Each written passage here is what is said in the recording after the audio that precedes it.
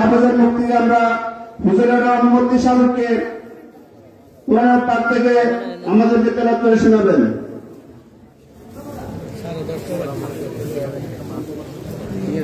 আসসালামু আলাইকুম ওয়া রাহমাতুল্লাহি ওয়া বারাকাতুহু। আউযু বিল্লাহি মিনাশ শাইতানির রাজীম।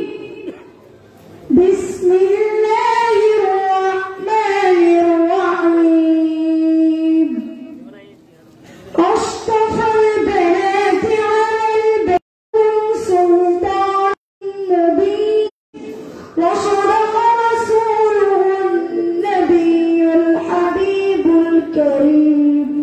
السلام عليكم ورحمة الله وبركاته. الحمد لله مرحبا.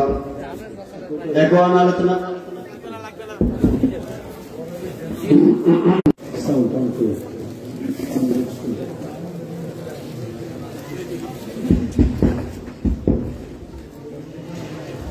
الحمد لله الذي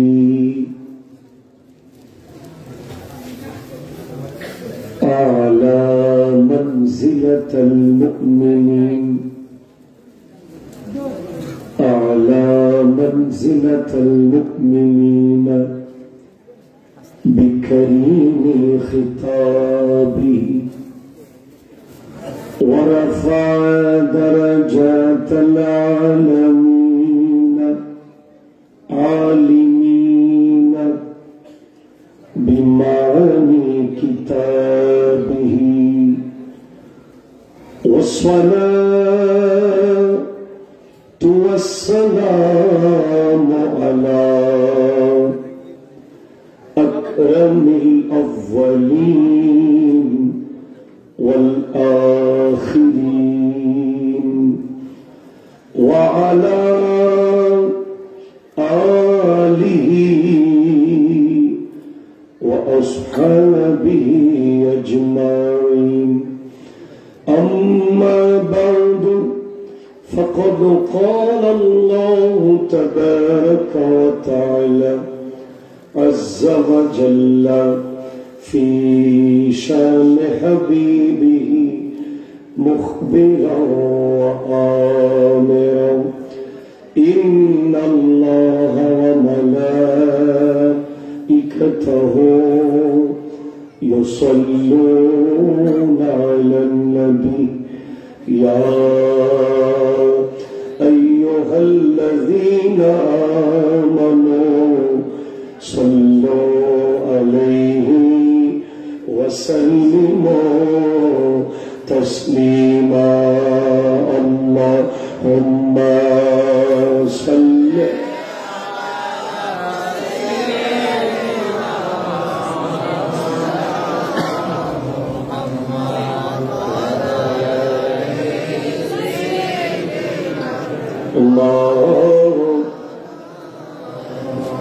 ওরে ডানে মাটি বামে মাটি উত্তর মাটি হবে বিছানা উপরেতে বাঁশের ছালি সেই ঘর হবে ঠিকানা। আল্লাহুম্মা সাল্লি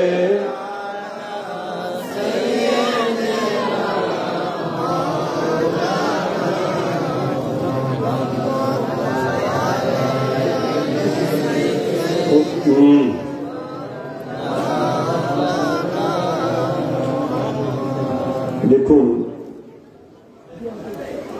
mental preparation, mental satisfaction is very significant for an speaker.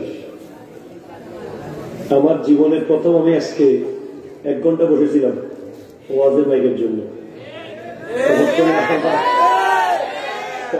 সব শক্তি চলে গেছে আমার, কিচ্ছু আসতেছে না আসলে। তারপরেও আমার বন্ধুর মাদ্রাসাটা মানে আমাদের এটা ইউজ টু, আমরা স্টেজে ওঠার সাথে সাথে যে স্পিড নিয়ে আসি, তখন মাইক পাইলে যে তুলকালাম অবস্থা চালাইতে পারি, তলোয়ারটা একদম ধারালো থাকে। কিন্তু এখন তলোয়ারটা বোতা হইতে হইতে কি থাকো। তো যারা আমি আমার মাহফিলে কাউকে ডাকি না, ভাই আসেন বসেন, জায়গা আছে খালি আছে, এগুলো বলি না আমি। কারণ যাদের কবরে কোনো সমস্যা হবে না নিশ্চিত হয়ে গেছে, যে আর হাসরের মাঠে হিসাব কিতাব হইত না, এরা তো বাইরে বাইরে বলবে, এটা স্বাভাবিক ব্যাপার, ঠিক কিনা বলো?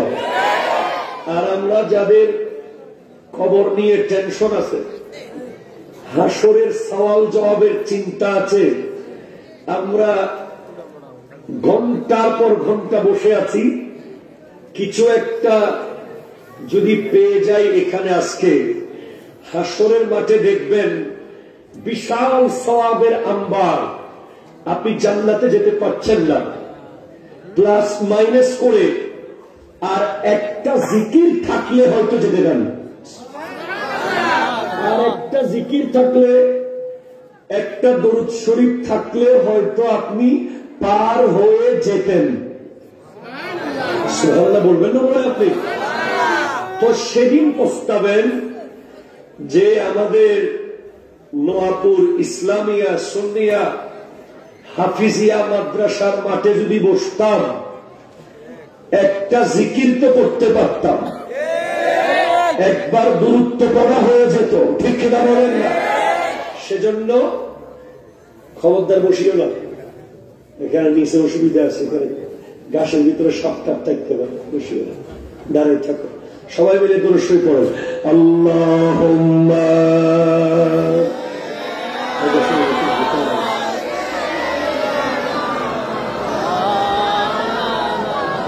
ওয়ালা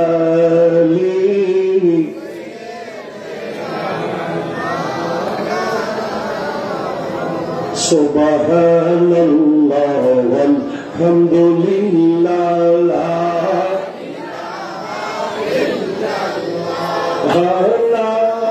ইলাহা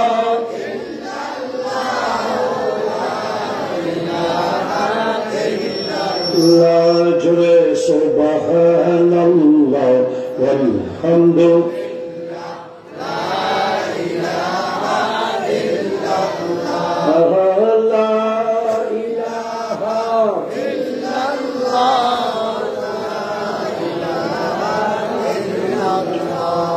أعوذ بالله من الشيطان الرجيم.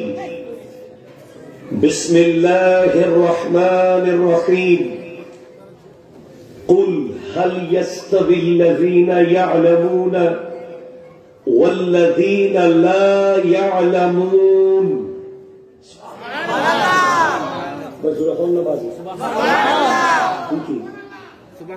এটা কি ফেনি?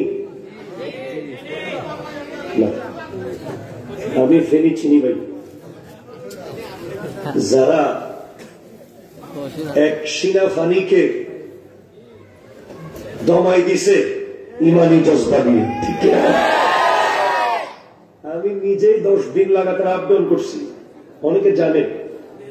প্রথম দিন 2টা বুট নিয়ে আমি আসছিলাম চট্টগ্রাম থেকে। সেই ফেনীর মানুষ এগুলো না। আপনারা কোথেকে আইছেন ভাই?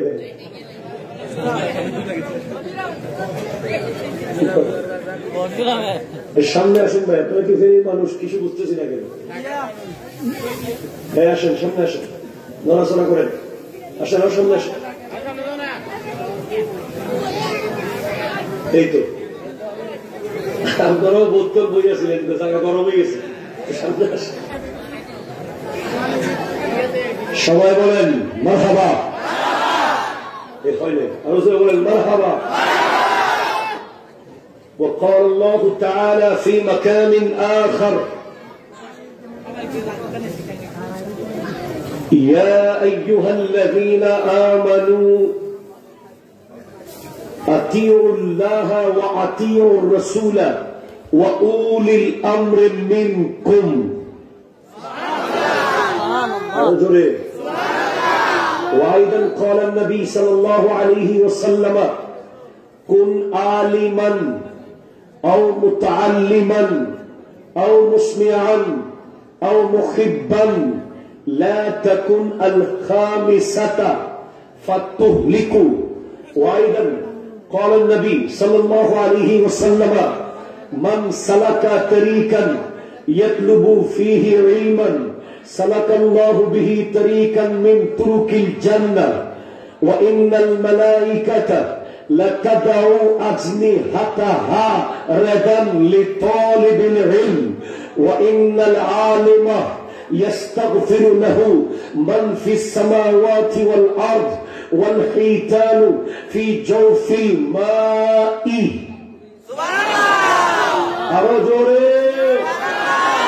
وأيضا قال النبي صلى الله عليه وسلم سيأتي زمان على أمتي يحبون خمسا وينسون خمس يحبون الدنيا وينسون العقبى يحبون القصور وينسون القبر يحبون المخلوق وينسون الخالق يحبون الذنوب وينسون التوبة يحبون المال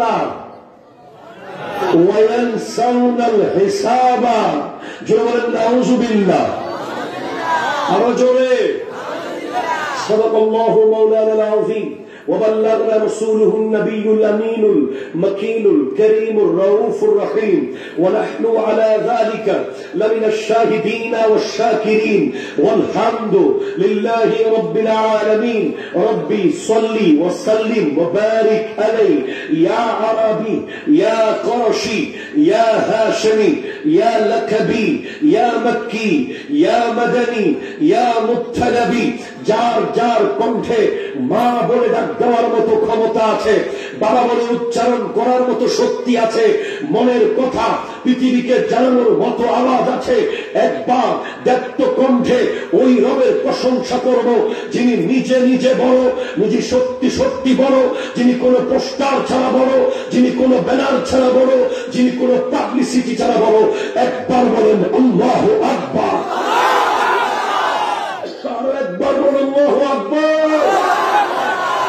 মুসলমান এখন আল্লাহু আকবরের আওয়াজ দিন দিন শুধু বাড়াতে হবে, সাথে সাথে বলতে হবে ইয়া রাসূলুল্লাহ, আরো জোরে ইয়া হাবিবাল্লাহ। কারণ মুসলমান মনে রাখতে হবে, আমরা যারা মুসলমান আমরা কোন ক্ষেপণাস্ত্রকে ভয় পাই না, আমরা কোন মিসাইলকে ভয় পাই না, আমরা কোন গ্রেনেডকে ভয় পাই না, আমরা কোন পারমাণবিক অস্ত্রকে ভয় পাই না। আমাদের কাছে পৃথিবীর সবচেয়ে দান্যাস্ত্র আছে নারায়ে তাকবীর, আল্লাহু আকবার, নারায়ে রিসালাত, ইয়া রাসূলুল্লাহ। হাত তুলে বলে ঠিক খেলা বলে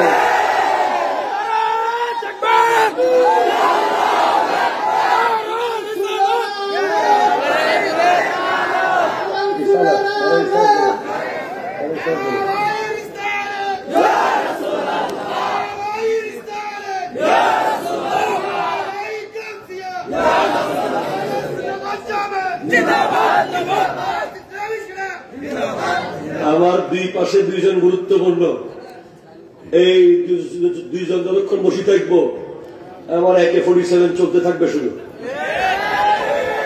মুখ দিয়ে, আমার বাস্তবে না।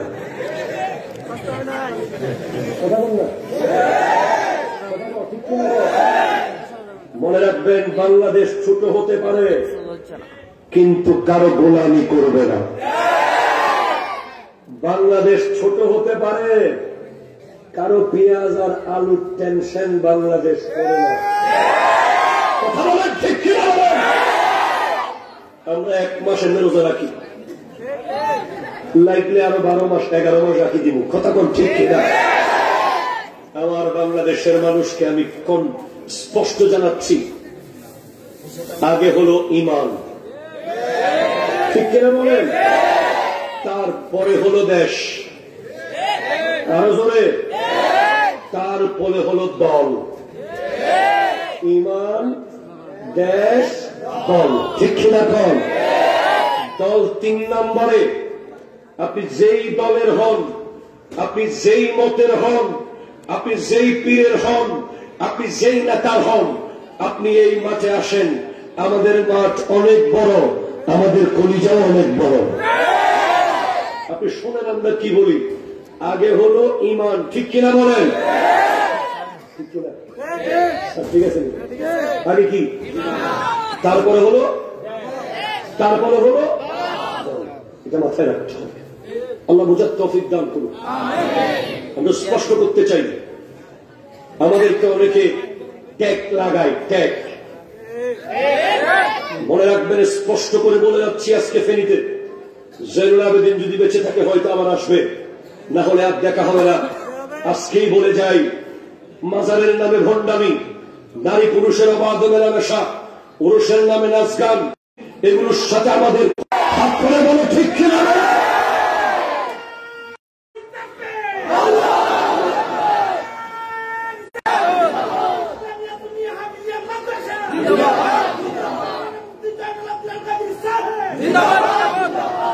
বড় দুঃখ লাগে আমাদের কিছু ভাইয়ের, আমাদের প্রিয় ভাই, আমরা যখন ফ্রান্সের ইমানুয়েল ম্যাক্রনের বিরুদ্ধে বাইতুল মুকাররমে আন্দোলন করলাম, আমাদেরকে বলে এই প্রথম আপনারা কিছু করলেন,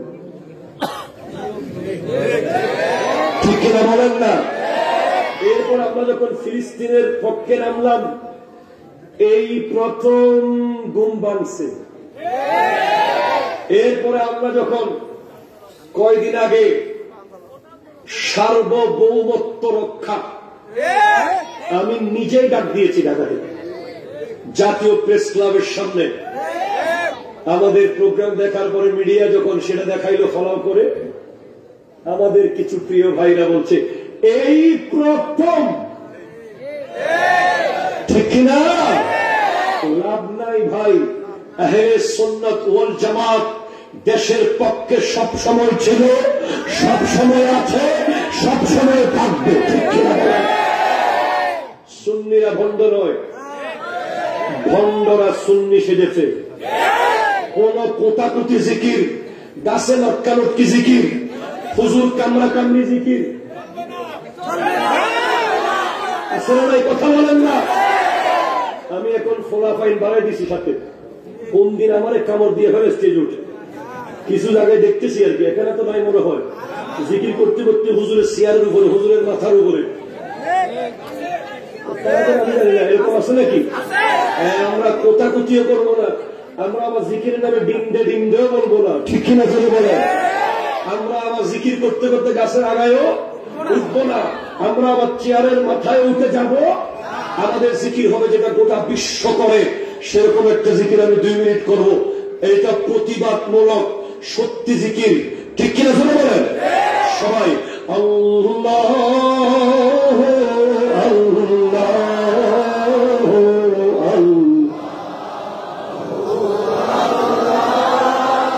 Allah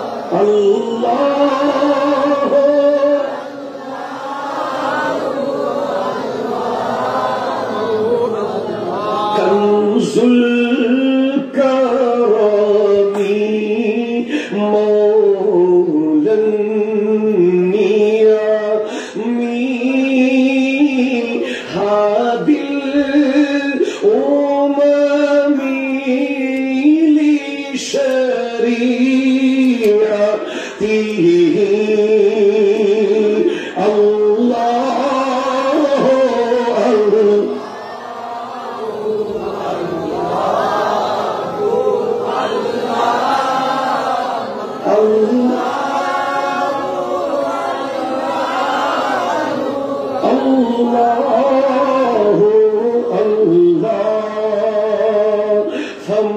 فمحمد هو سيدنا فالعز لنا لإجابته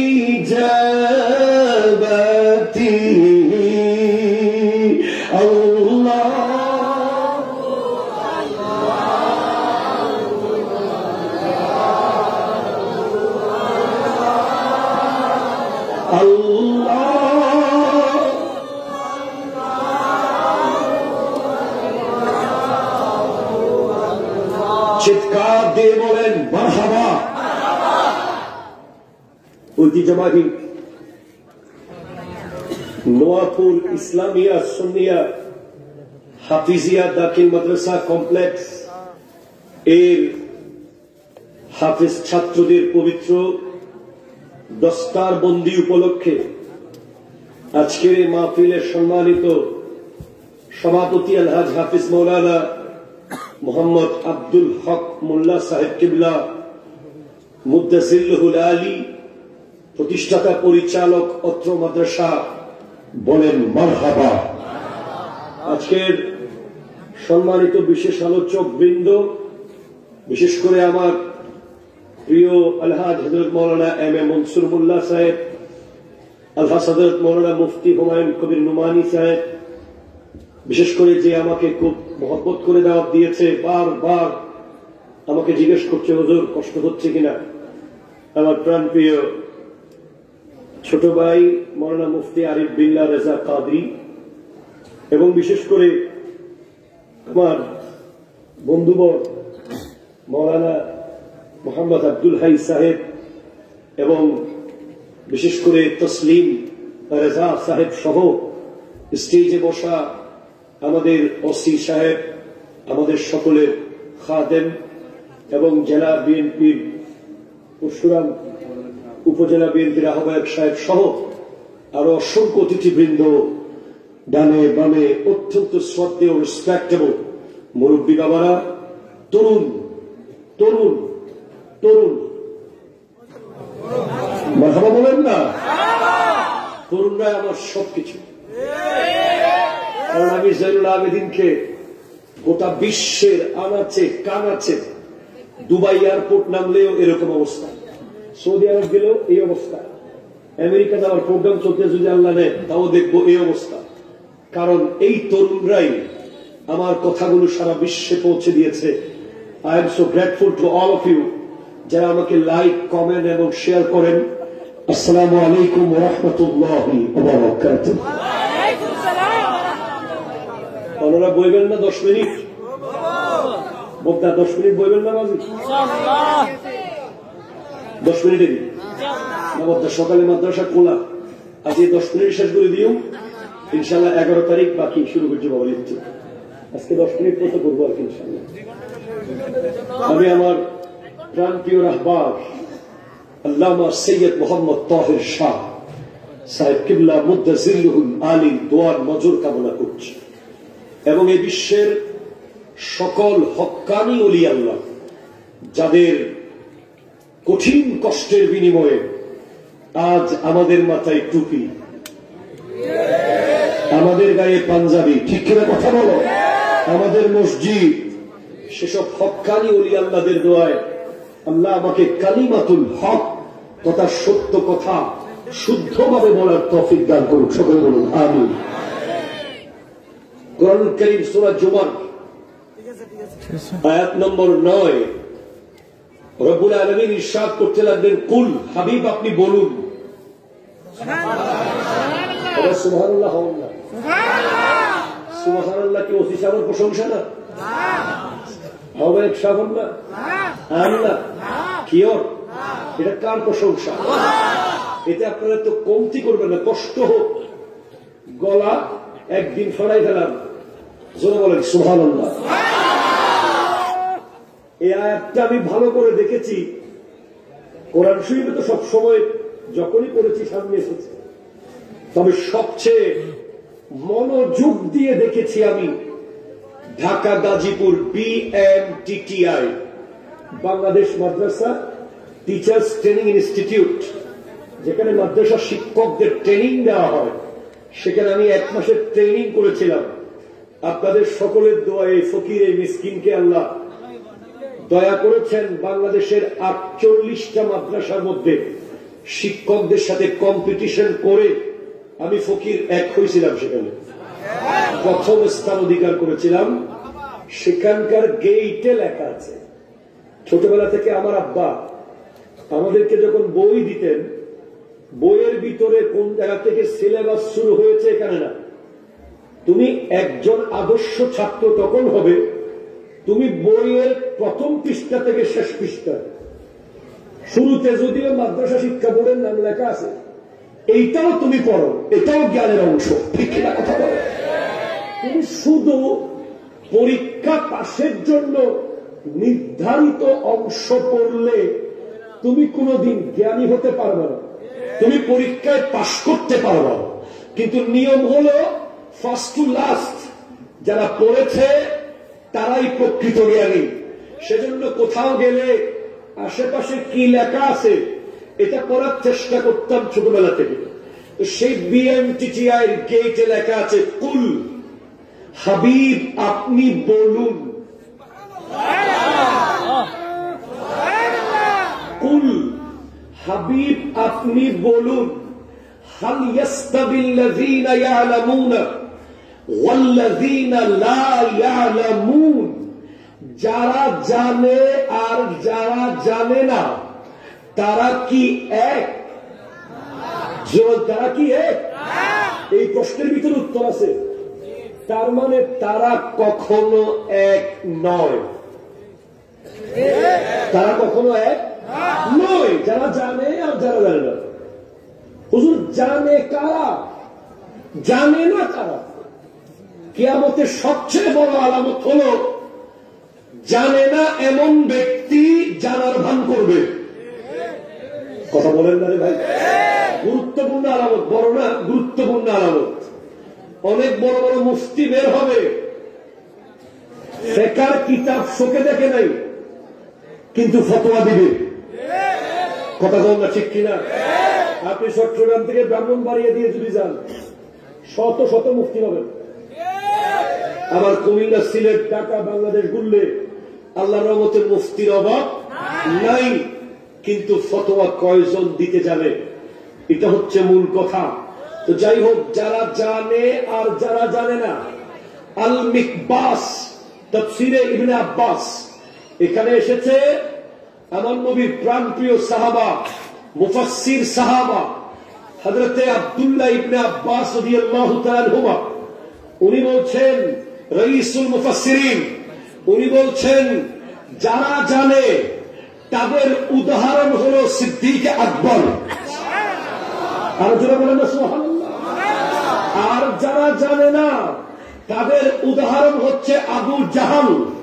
যারা জানে তাদের উদাহরণ হলো সিদ্দিক আকবর, যারা জানে না তাদের উদাহরণ হলো আবু জাহাল। তো সিদ্দিক আকবর এমন কি জানে যে ওনাকে জাননেওয়ালা বলা হচ্ছে? আবু জেহেল এমন কি জানে না যে তাকে জানে না বলা হচ্ছে? উত্তর আসবে সিদ্দিক আকবর আবু বকর সিদ্দিক রাদিয়াল্লাহু তাআলা আনহু, মুরিদ ও মুরাদে মুস্তাফা, মাহবুব ও মুহিব্বে মুস্তাফা, আফজালুল বশর বাদাল আম্বিয়া, আফজালুন নাস বাদাল আম্বিয়া। একটা জিনিস খুব ভালোভাবে জানে, আল্লাহকে আর নবীকে। কথা বলে বলে না ঠিক কিনা? আল্লাহকে আর আল্লাহকে, আল্লাহর শান কি, নবীজির শান কি। সুবহানাল্লাহ জোরে জোরে বলেন। আর আবু জাহল, যাকে আবুল হেকম বলা হতো, প্রজ্ঞার বাবা, হিকমতের বাবা, তাকে মূর্খের বাবা কেন বলা হচ্ছে? তার কারণ হলো সে দুনিয়া সব জানে কিন্তু সে জানে না আল্লাহকে, নবীকে। সে জানলেও জানার মতো জানে না। জানলেও মানে না, তাহলে আপনি যতই মাস্টার্স করেন, যতই পিএইচডি করেন, যতই এমফিল করেন, আসল জ্ঞান হলো আল্লাহকে চেনা এবং রসুলকে জানা। ঠিক না? এই দুটা জ্ঞান যদি না থাকে, পৃথিবীর অন্য কোন জ্ঞান আপনাকে হাসরের মাঠে পার করাতে পারবে না। সেজন্য আমার অতিথিবৃন্দের প্রতি সর্বোচ্চ শ্রদ্ধা রেখে বলছি, এই পৃথিবীর সবচেয়ে পাওয়ারফুল, সবচেয়ে অথেন্টিক, সবচেয়ে মার্ভেলাস, সবচেয়ে গর্জিয়াস, সবচেয়ে আউটস্ট্যান্ডিং, সবচেয়ে সম্মানিত ব্যক্তি সে যার কাছে কোরআন হাদিসের জ্ঞান আছে। ঠিক আছে? যার কাছে ইলমে দ্বীন আছে।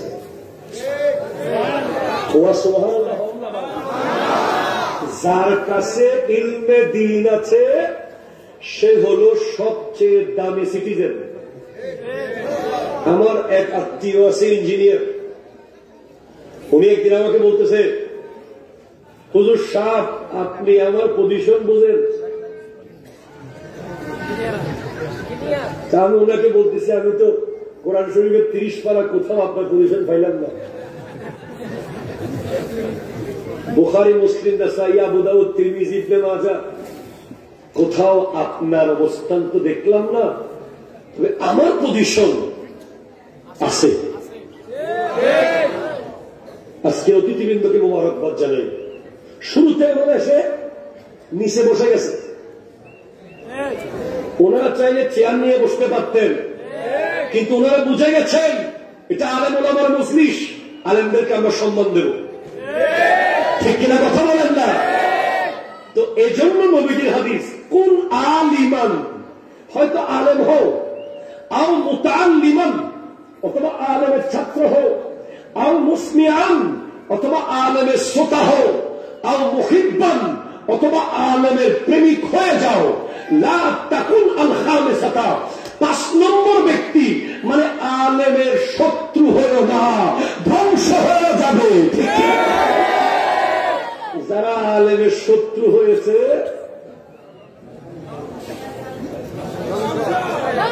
কথা বল না, ঠিক কিনা কথা বল না, ভবিষ্যতে অ্যালার্ট করছি, যারা আসেন, যারা আসবেন, আলেম উলামাকে মোহাব্বত করবেন, ইনশাল্লাহ থাকতে পারবেন। ঠিক কিনা কথা বলেন? আলেম উলামার সাথে সম্পর্ক কার? আরো জোরে বলো না কার? আমার নবীর স্পষ্ট হাদিস, কিতাবের নাম হলো তাফসিরাতে আহমদিয়া, লেখকের নাম আল্লামা মুল্লা জীবন রহমতুল্লাহ আলাইহি। আমি একটা মাদ্রাসার মাঠে আছি, তাই আলেমের মূল্য বুঝাচ্ছি, কিছুক্ষণ পরে তোমাদের কথা আসতেছে, যারা একটু বিচার আসি গেছে তাদের একটু অপেক্ষা করো, আসতেছে। হ্যাঁ আইতেছে, তুমি একটু থাকো, ঠিক আছে একটু থাকো, আসতেছি। হ্যাঁ, আমার নবীজি ইরশাদ করতে লাগলেন, 5টা জায়গায়, কয় জায়গায়? আরো ধরে কয় জায়গায়? 5 জায়গায় দুনিয়াবি কথা বললে, মান তাকাল্লামা বিকালামিদ দুনিয়া ফি 5 মাওয়াদিআ আখবাতাল্লাহু আনহু বিইবাদাতি 40 সানাতান, কেউ যদি 5 জায়গায় দুনিয়াবি কথা বলে তার 40 বছরের সওয়াব, ইবাদতের সওয়াব কেটে ফেলে দেওয়া হবে। এক নম্বর ফিল মসজিদ, কোথায় বলো না কোথায়? 2 ফি তিলাওয়াতিল কোরআন, কোরআন তিলাওয়াতের সময়। 3 ফি ওয়াক্তিল আযান, আযান চলার সময়। 4 ফি মাজলিসিল উলামা।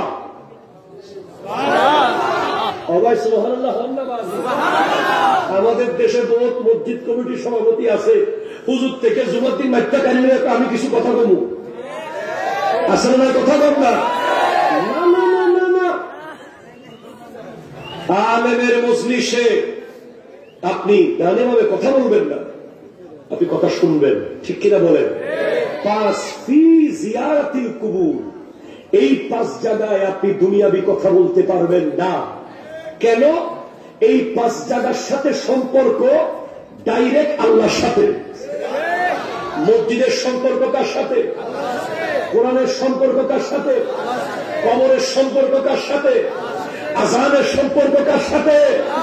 আলেমের সম্পর্ক কার সাথে? সেজন্য মনে রাখতে হবে। আসেন আমার ভাইয়েরা, হাফিজিয়া মাদ্রাসা, এই যে হেফজখানায় ছেলেগুলো আসে, একটু আগে একটা বাচ্চা কয় মাস হয়েছে? মাত্র 15 মাসে হাফেজ।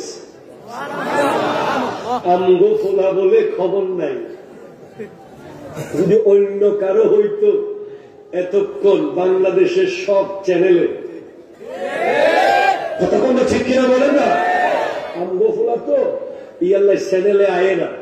আমগো ফোলা 15 মাসে হাফেজ হয়েছে। সে তো 15 মাসে হাফেজ হয়েছে, বরং সেটা তো আছেই।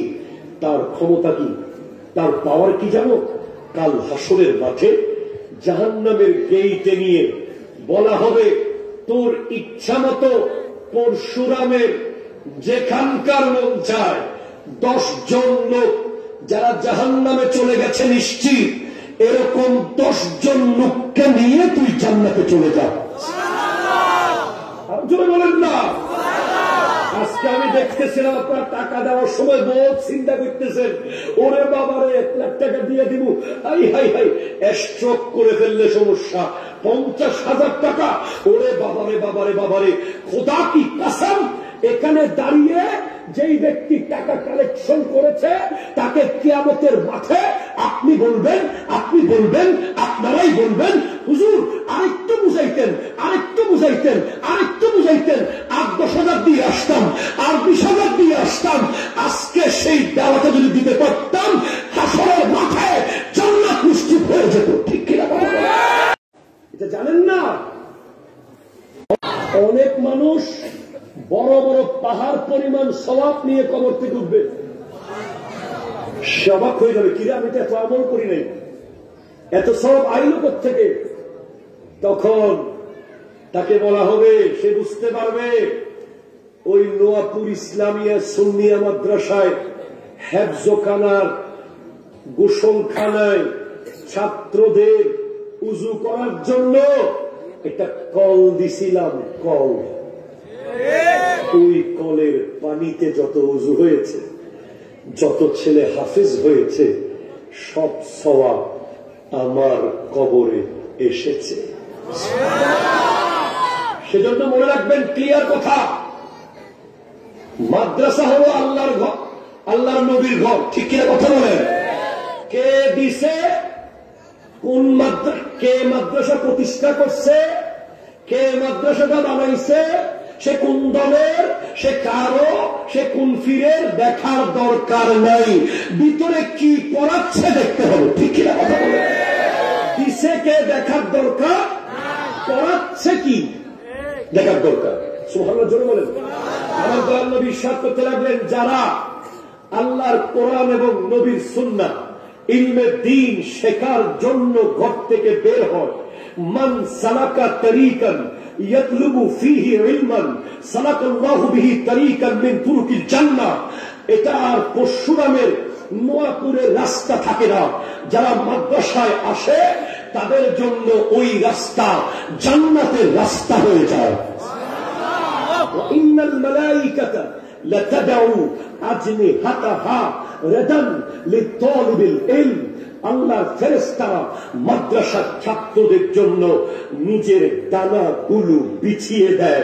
মাদ্রাসার ছাত্ররা আল্লাহর ফেরেশতাদের ডানার উপরে হেঁটে হেঁটে মাদ্রাসায় আছে। ওয়া ইন্নাল আলেমা, তোমাদের মাদ্রাসার ছাত্র, তোমার ভাই, তোমার চাচতো ভাই, তোমার নাতি, তোমার প্রতি, সে আলেম যদি হয়, তোমাকে আর দোয়া করতে হবে না। ইস্তাগফিরু লাহু মান ফিস সামাওয়াতি ওয়াল আরদ, আসমান জমিনে যা কিছু আছে প্রত্যেকটা সৃষ্টি আলেমের জন্য দোয়া করে।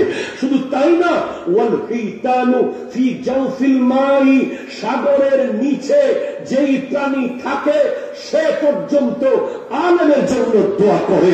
শুধু তাই না, কেন কেন কেন? মাছ কেন দোয়া করবে আলেমের জন্য? গাছ কেন দোয়া করবে আলেমের জন্য? আকাশ কেন দোয়া করবে আলেমের জন্য? জমিন কেন দোয়া করবে আলেমের জন্য? উত্তর আসতেছে, কারণ পৃথিবীতে একজন হক্কানি আলেম যতদিন বেঁচে থাকবে এই পৃথিবীতে কিয়ামত কায়েম হবে না। আরো জোরে বলেন না। মাস বলে আলেম বাঁচলে আমি বাঁচব, গাছ বলে আলেম বাঁচলে আমি বাঁচব। সেজন্য তারা দোয়া করতে থাকে আলেমের জন্য। আরো জোরে জোরে সুবহানাল্লাহ বলেন। তাহলে বলেন এই মাদ্রাসা সাহেব থাকবেন কিনা? হাতগুলো কোথায় চলে গেছে? আল্লাহু আকবার, ইয়া রাসূলুল্লাহ, সুন্নাত ওয়াল জামাত জিন্দাবাদ, সুন্নিয়া হাফিজিয়া মাদ্রাসা জিন্দাবাদ। সুবহানাল্লাহ, জোরে সুবহানাল্লাহ। নবীর রওজা শরীফ দেখে মন ভরে না, নবীর রওজা শরীফ দেখে মন ভরে না, দিদার দাও গো শাহে মদিনা দে,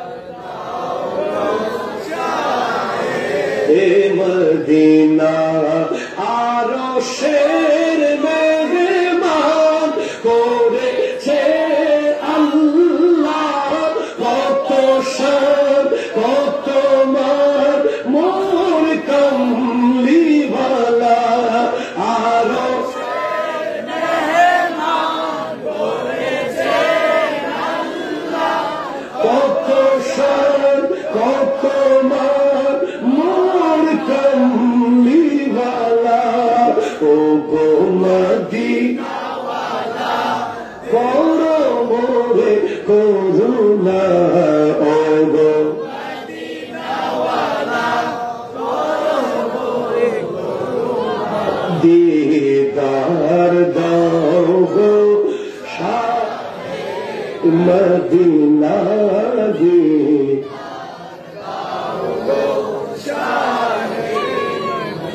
চিৎকার দিয়ে বলেন সুবহানাল্লাহ।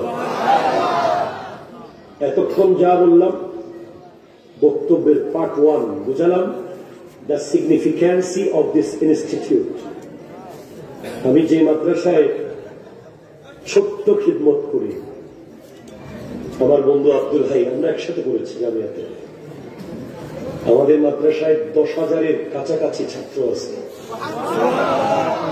One of the biggest Islamic research center in whole Asia. শুধু লাইব্রেরিতে কিতাব আছে 17,000। আলোচনা বলেন না, আপনারা কি চান না সেরকম একটা প্রতিষ্ঠান এখানে হোক? চান কি চান না ভাই? জান মাল দিয়ে থাকবেন। এটা গেল মাদ্রাসা। এবার আমার যুবক ভাইয়েরা, এলাকার ভাইয়েরা যারা এসেছেন আমাকে শোনার জন্য, মনে রাখবেন নবী হওয়ার দরজা বন্ধ। কথা বলেন না, নবী হওয়ার দরজা বন্ধ, সাহাবী হওয়ার দরজা, তাবেঈন হওয়ার দরজা, তবে তাবেঈন হওয়ার দরজা, ওলি হওয়ার দরজা, আর ওলি হওয়ার দরজা, ওলি হওয়ার দরজা। আমাদের প্রত্যেকের লাইফের এইম হওয়া দরকার, কিভাবে আমরা আল্লাহর প্রিয়জন হব। একটু জোরে বলেন না ভাই। গাউসুল আজম শাহ বগদাদ আব্দুল কাদের জিলানী রহমতুল্লাহ আলাইহি, একজন ব্যক্তি ওলি হতে হলে তার 12টা চরিত্র লাগবে। এ কথা বলেছেন শেখ সুলতান সৈয়দ আব্দুল কাদের জিলানী রহমতুল্লাহ আলাইহি। কয়টা? আরো জোরে কয়টা? 12টা। এই 12টা চরিত্রের কথা বলে ওয়াজ শেষ। খুব দ্রুত বলবো, আসেন আপনারা? আরো জোরে আসেন নাকি? 2টা গুণ হলো আল্লাহ, কার? 2টা হলো নবীজির,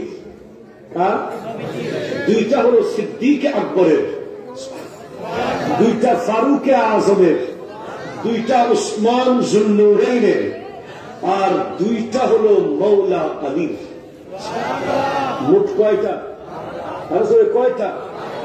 এক গফফার, বলেন গফফার, গফফার, গফফার, ক্ষমাশীল, ক্ষমা, ক্ষমা, ক্ষমাশীল।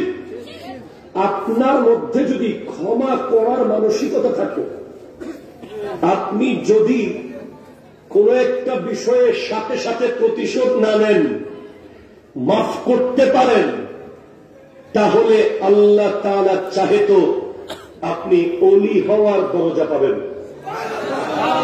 আমার দয়াল নবী শিক্ষা দিয়েছেন।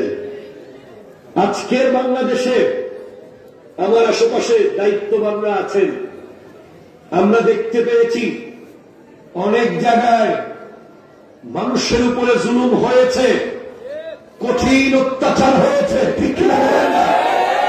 কিন্তু অত্যাচার বন্ধ হয়নি, অত্যাচার আরো মাঝে মাঝে এখনো হচ্ছে। মনে রাখতে হবে, যারা জালেম, যারা মজলুম, মজলুমদের উচিত জালেমদের কাছ থেকে শিক্ষা নেওয়া। যারা ক্ষমতা পেয়েছে তারা যেন আবার জালেম না হয়। আমার দয়াল নবী মক্কা বিজয়ের দিন 10,000 সাহাবা নিয়ে মক্কার ভিতরে যখন প্রবেশ করলেন, খালিদ বিন ওয়ালিদের মতো বীর সিপাহ সালার আমার নবীর সাথে ছিলেন, ওমর ফারুক আজম ছিলেন, মাওলা আলী ছিলেন, সিদ্দিক আকবর ছিলেন। আমার নবীকে যারা বসতে দেয় নাই, খাইতে দেয় নাই, চলতে দেয় নাই, হাঁটতে দেয় নাই, বলতে দেয় নাই, তাদেরকে আমার নবী গর্দান ফেলে দিতে পারতেন, তাদের ঘর জ্বালিয়ে দিতে পারতেন, কিন্তু আমার নবী 1 সেকেন্ডে মাফ করে দিয়েছেন। কথা বলেন ঠিক কিনা? কথা বলেন। মনে রাখবেন আমার যুবক ভাইয়েরা,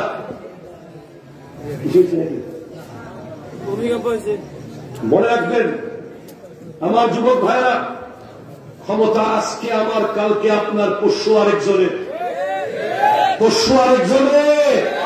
ক্ষমতা যেন আল্লাহর জন্য হয়, ঠিক কিনা জোরে বলেন। এটা যদি হয়, প্রতিশোধ নেবেন না। পৃথিবীর সবচেয়ে বড় প্রতিশোধ হলো ক্ষমা, ঠিক কিনা বলেন? ক্ষমা করে দেবেন, ইনশাআল্লাহ দেখবেন আপনার সম্মান আকাশচুম্বী থাকবে, ঠিক কিনা বলেন? ক্ষমা এটা আল্লাহর গুণ। 2, সত্তার, দোষ গোপন করা, দোষ লুকিয়ে রাখা। আমাদের সমাজ আজকে নষ্ট হয়ে যাচ্ছে। প্রত্যেকটা 4 কাপকে জিজ্ঞেস করলে, হোটেলে গিয়ে 4 কাপ, তুই একটু বল তোর সামনে কত গীবত হয়েছে। 4 কাপ শুধু বলতে থাকবে। বছরকে বছর কত গীবত যে আমরা করেছি, সেটার হিসাব করে আমরা শেষ করতে পারবো না। দোষ গোপন করবেন, মুসলমান ভাইয়ের দোষ গোপন করবেন। আজকে যে টঙ্গীর ইস্তেমায় মারামারি হলো, আজকে যে একদল মাজার ভাঙলো, একদল মসজিদে আগুন দিল, আমি কারো বিরুদ্ধে বলতে আসি নাই। আমি শুধু বলতে এসেছি, এই যে আমাদের এই বিষয়গুলোকে মিডিয়া, যারা ইসলাম বিরোধী মিডিয়া, তারা খুব ফলাও করে পৃথিবীর সামনে দেখাচ্ছে, মুসলমানের এই সমস্যাগুলো দেখাচ্ছে। আমরা যেগুলো সাইন্টিফিক কথা বলি, আমরা যেগুলো সাম্যের কথা বলি, শান্তির কথা বলি, ভালোবাসার কথা বলি, সেগুলো ভাইরাল হয় না। আমরা যখন লেগে যায়, সেগুলোকে ভাইরাল করে দেখায় পৃথিবীর সামনে।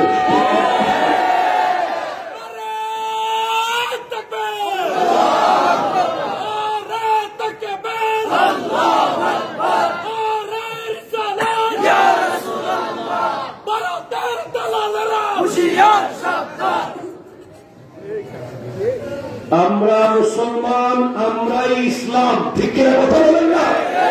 আমার চলা, আমার বলা, আমার হাঁটা, আমার উঠা, আমার বসা, আমার সবকিছু দেখে একজন বিধর্মীকে মুসলমান হতে হবে, ঠিক কিনা কথা বলেন? এটা বাধ্যগত নয়।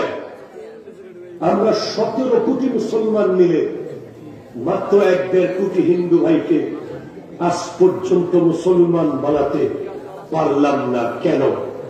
অথচ খাজা মঈনুদ্দিন চিশতি রহমতুল্লাহ আলাইহি একজনে 90 লাখ মানুষকে মুসলমান বানিয়েছে।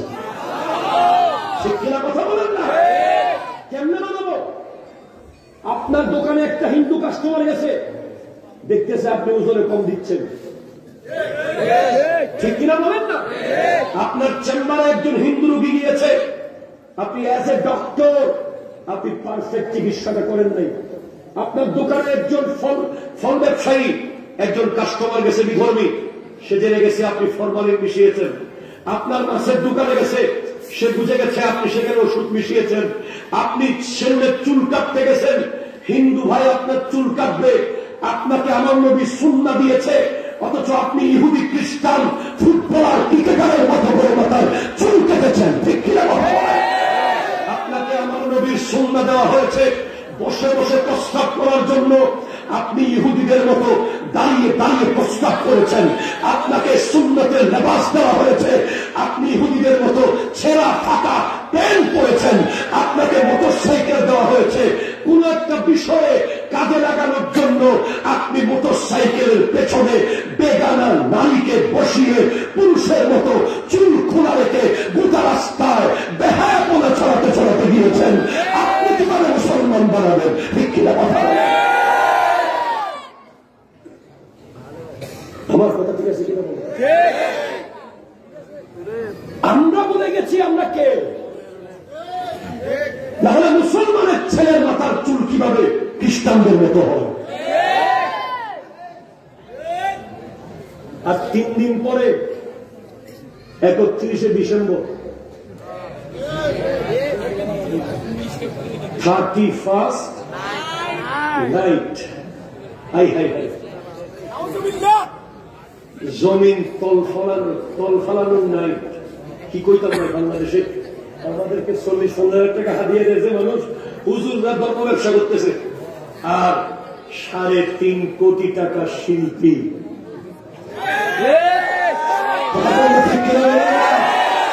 3.5 কোটি টাকা শিল্পী এসে গাঙ্গায়, তাতে কোনো অসুবিধা হয় না।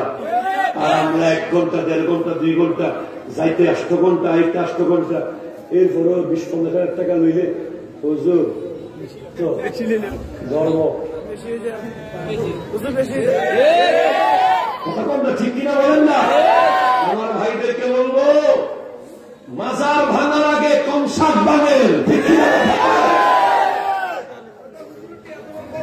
কথা বল না? আমার যুবক ভাইদেরকে বলবো, সেটা হচ্ছে 90% মুসলমানের দেশ, কিন্তু আপনার আপাদে মস্তক দেখলে মুসলমানের মতো লাগে না কেন? প্রশ্ন এসে যায়। আমাদেরকে তো কারো দেহ ভাড়া করে আনতে হবে না, আমাদেরকে তো 31st নাইট আমাদের দরকার নাই, আমাদের তো টেডি ডে দরকার নাই, আমাদের তো ভ্যালেন্টাইন ডে দরকার নাই, আমাদের তো টিকটক ডে দরকার নাই, আমাদের তো রোজ ডে দরকার নাই, আমাদের ডে আছে ঈদে মিলাদুন নবী। ঠিক কিনা?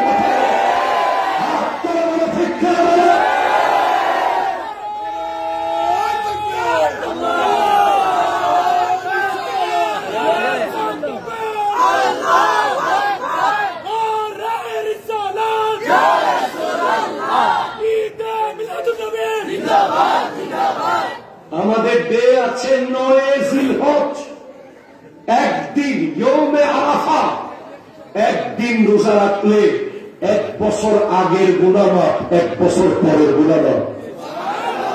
আমাদের ডে হচ্ছে 10 মুহররম। কথা বলো যুবক, কথা বলো ঠিক কিনা?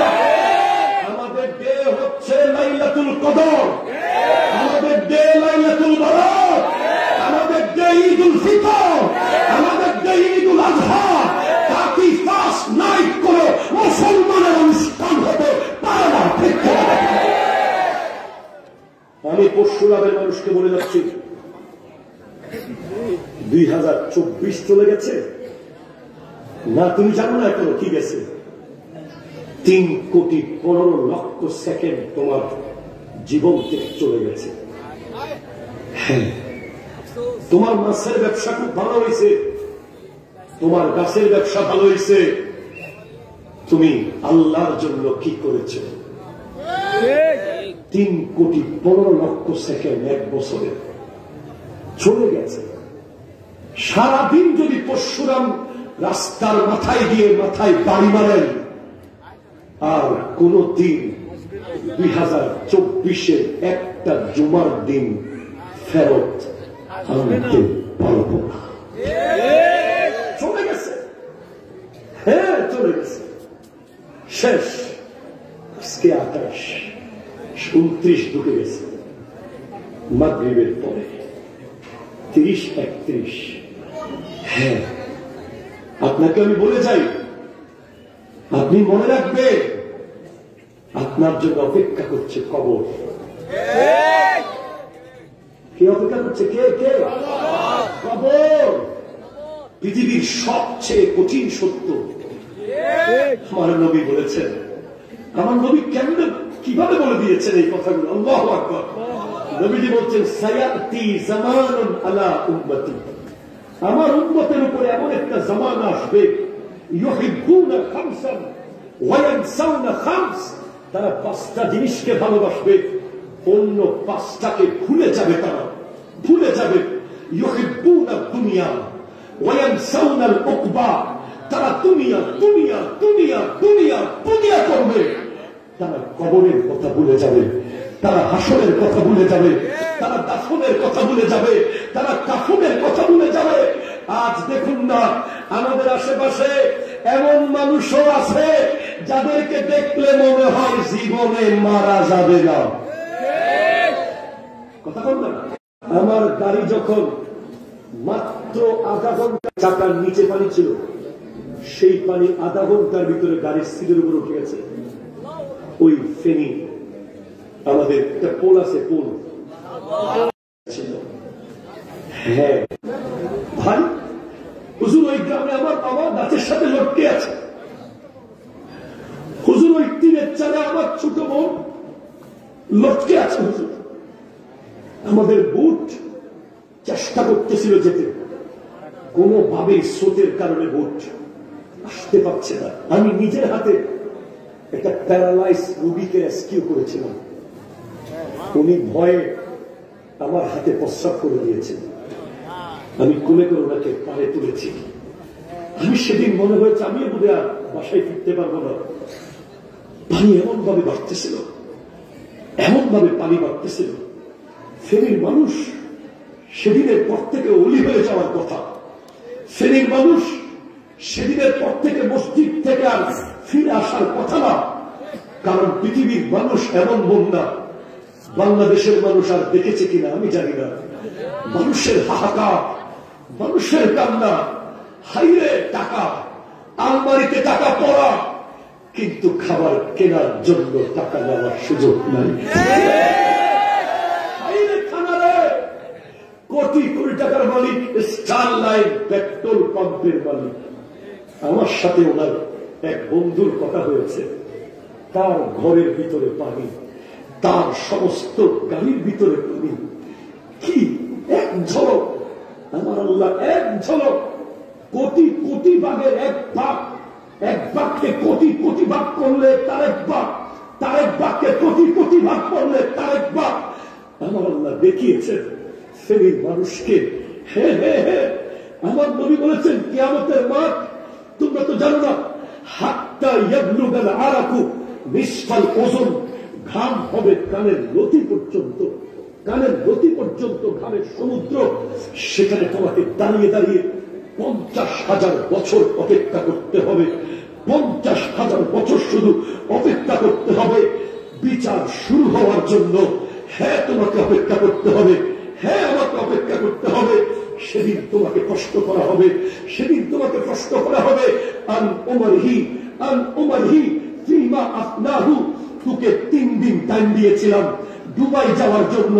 তুই কাপড় চুপড় টিকিট ভিসা পাসপোর্ট নিয়ে দুবাই চলে গিয়েছিস। তোকে 3 ঘন্টা টাইম দেওয়া হয়েছে ঢাকা যাওয়ার জন্য। তুই গামছা গামছা, লুঙ্গি, চার্জার, মোবাইল সব নিয়ে ঢাকা পৌঁছে গেছিস। তোকে তো 90 বছর টাইম দিয়েছিলাম আমি আল্লাহর সামনে আসার জন্য। তোকে তো 100 বছর টাইম দিয়েছিলাম আমি আল্লাহর সামনে দাঁড়ানোর জন্য। কিন্তু কোথায় তোর নামাজ, কোথায় তোর যাকাত, কোথায় তোর সাদাকা, কোথায় তোর নেক আমল? সেদিন প্রশ্ন করা হবে। প্রশ্ন করা হবে।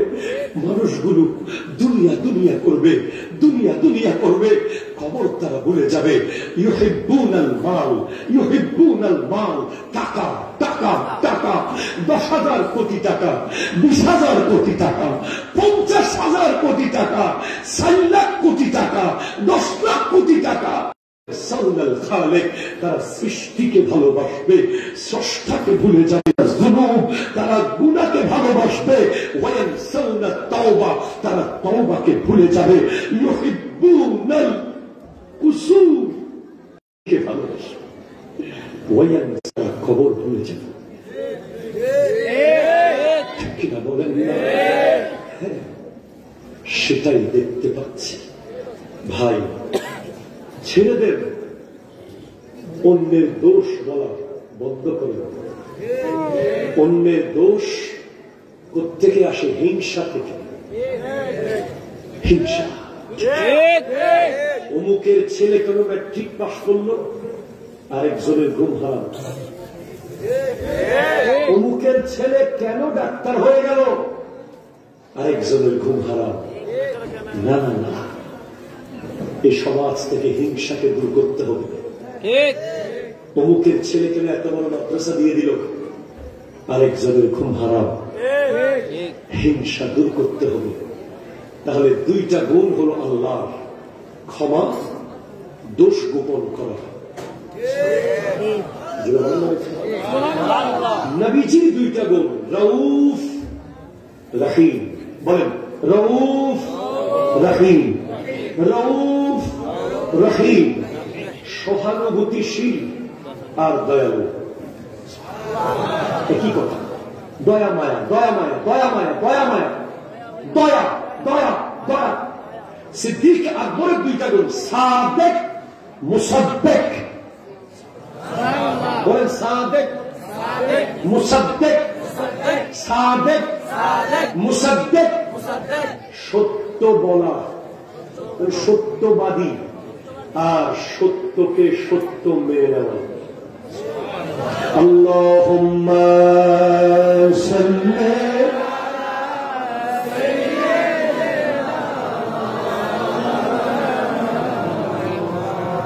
ওয়া আলা আলি সাইয়্যিদ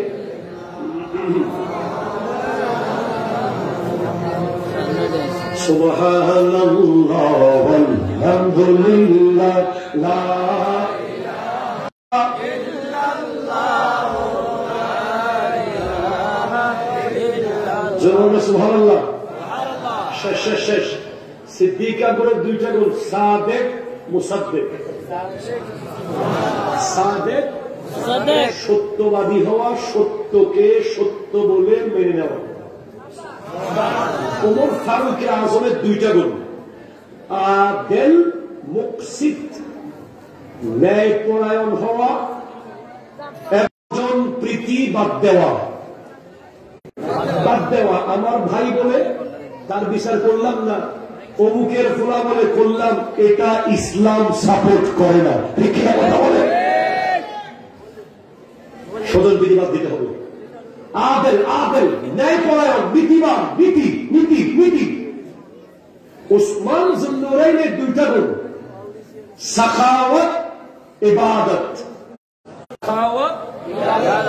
যারা কৃপণ, বখিল, মসজিদে জুমার দিন পর্যন্ত 10 টাকা বের হয় না, ঠিক কিনা কথা বলে?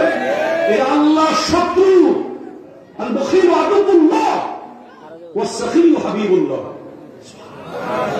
এরপর হল ইবাদত, ইবাদত। আর মৌলা আলীর 2টা গুণ: একটা হলো ইলম, মানে আলেম হওয়া, আর একটা হলো সুজাআত, বীরত্ব, বীরত্ব, বীরত্ব। এই 12টা গুণ যদি আপনার কাছে থাকে, আপনি একদিন না একদিন আল্লাহর ওলি হয়ে যাবেন। আবার 12টা একসাথে বলি, গফফার, সত্তার, রউফ, রহিম, সাদেক, মুসাদ্দিক, আদিল, মুকসিত, সাখাওয়াত, ইবাদত, ইলম, শুজাআত। আল্লাহ তাআলা আজকের মাহফিলকে কবুল করুক।